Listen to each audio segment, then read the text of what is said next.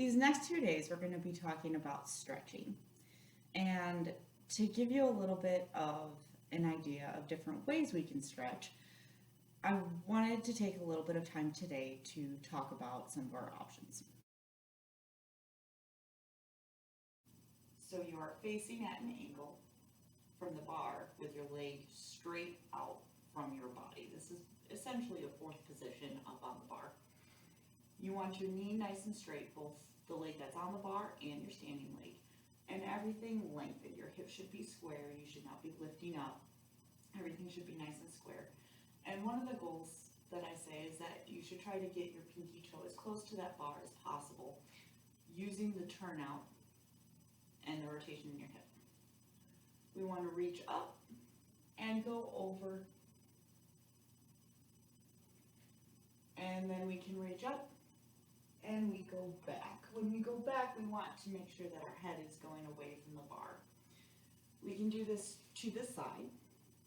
Again, keeping that hip down, everything nice and lengthened. Again, trying to get that pinky toe towards the bar, but that rotation still comes from the hips.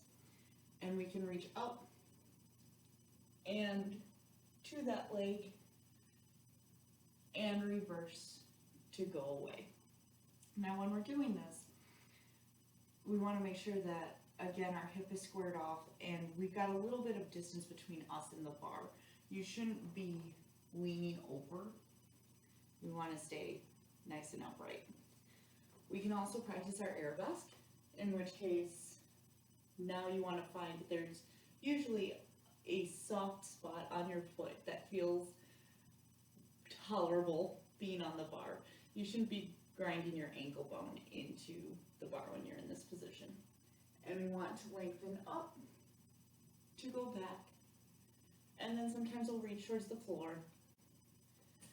And I always ask that my dancers practice lifting their leg up and off the bar. We can also practice sliding down the bar, in which case when you're in that forward position, keeping your body upright, again, you don't want to be leaning into the bar. You can slide that leg forward and pull it back up. You can face the bar and slide that down to the side, but your body should be doing the work, not allowing the bar to just cave in. You should still maintain control of your own limbs. And we can do the same thing to the back, in which case we can also slide down that way as well.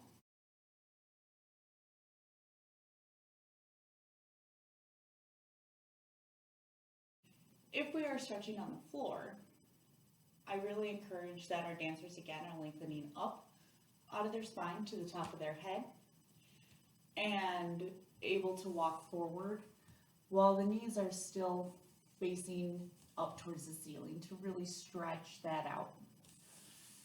Once you are more flexible and you can use more of a rotation, again, you want to try to get those pinky toes further back while using your hips to turn that out.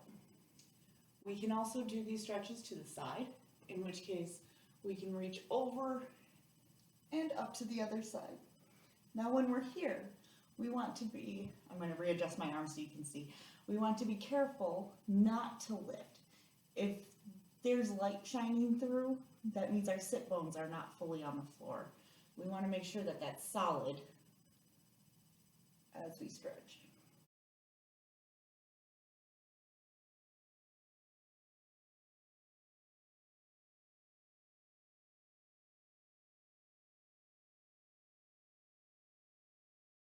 We can also pivot and face our leg to go down, which again, we want to do that nice and straight.